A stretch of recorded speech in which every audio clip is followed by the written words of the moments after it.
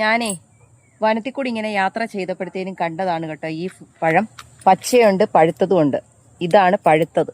അപ്പം ഞാനിന്ന് ടേസ്റ്റ് ചെയ്ത് നോക്കട്ടെ എങ്ങനെ ഉണ്ടെന്നേ. പുളിയും ചെറിയൊരു മധുരവും കൂടെ ചേർന്ന ഒരു ടേസ്റ്റാണ്. നല്ല രസമുണ്ട്. പച്ചയൊന്ന് ഞാൻ തിന്ന് നോക്കട്ടെ കേട്ടോ എങ്ങനെയുണ്ടെന്ന്. നല്ല പച്ച കളറിലുള്ളതുമുണ്ട്, പഴുത്തതുമുണ്ട്. ഇതാണ് പച്ച. അയ്യോ, ഭയങ്കര പുളിയാണ്. പഴുത്തത് തന്നെ ഞാൻ തേടി എടുക്കുവാണേ.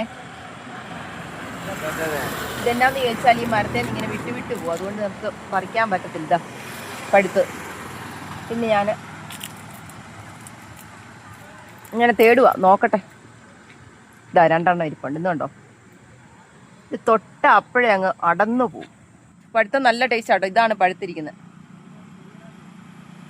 ചെറിയ പുളിയുണ്ട്, പക്ഷെ മധുരമുണ്ട്. എന്ത് ചെടിയാണെന്ന് എനിക്കറിയത്തില്ല, പക്ഷെ കാട്ടിൽ നിൽക്കുന്നതാണ് കേട്ടോ. ഈ പഴത്തിൻ്റെ പേര് എൻ്റെ ഒരു ഓർമ്മ വെച്ച് തൊടലിപ്പഴമെന്നെങ്ങാണ്ടാണ് കേട്ടോ.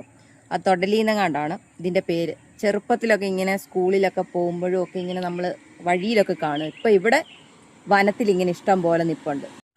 എനിക്ക് കിട്ടിയേക്കുന്ന മുഴുവൻ പച്ച കളറാണ് കേട്ടോ. പച്ചയാണ്. ഇടയ്ക്ക് 2-3 പഴുത്തതുണ്ട്. എന്തായാലും നല്ല ടേസ്റ്റാണ്. ഇതിൽ ധാരാളം വിറ്റമിൻസ് ഒക്കെ അടങ്ങിയിട്ടുണ്ട്. കാൽസ്യം, പൊട്ടാസ്യം അങ്ങനെയുള്ള സാധനങ്ങളൊക്കെ ഉണ്ട്. മിനറൽസ് ഒക്കെ ഉണ്ട്.